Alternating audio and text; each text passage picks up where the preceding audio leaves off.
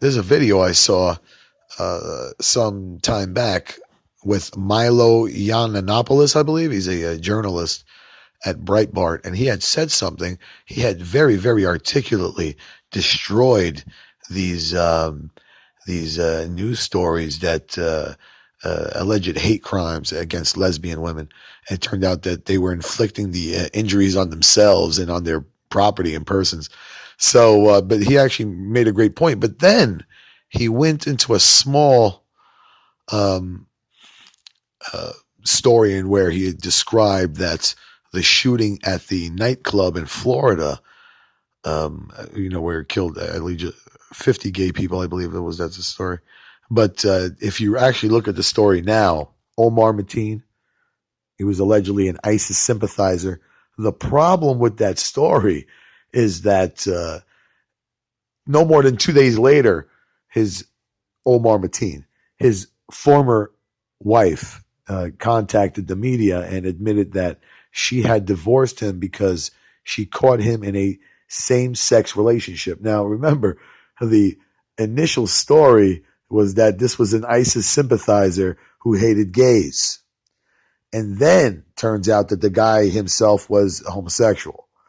And not only that he was homosexual, he would frequent bars. He was known for frequenting the nightclubs in Florida, in that area where he lived.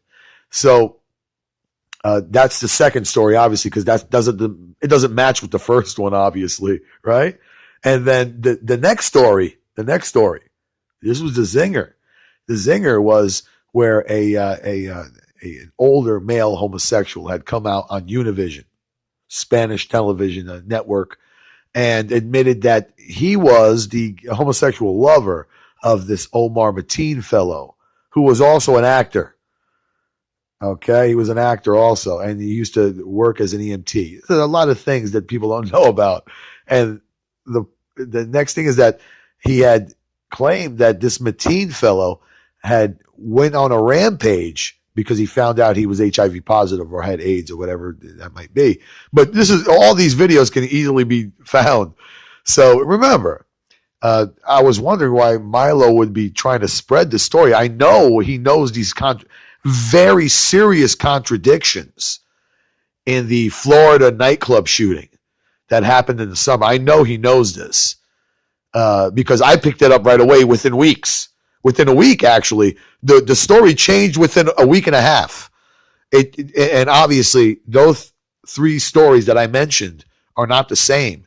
They're three different scenarios for one event. So you have one shooting, and then you have three different scenarios of why the shooting took place. You know, the first one was ISIS supporter, and then he's not an ISIS supporter. The guy's a homosexual. He had known gay friends for years. You know, people came out and said, "Hey, we know this guy." You know, so the ISIS supporter thing had to have gone down the toilet bowl once you know the guy's gay. And then the even worse, if you're trying to pass the story of the ISIS supporter, and a woman who was his ex-wife comes out and says, "Well, he was my ex-husband and I divorced him because he's gay." I mean, that really avalanches your first story.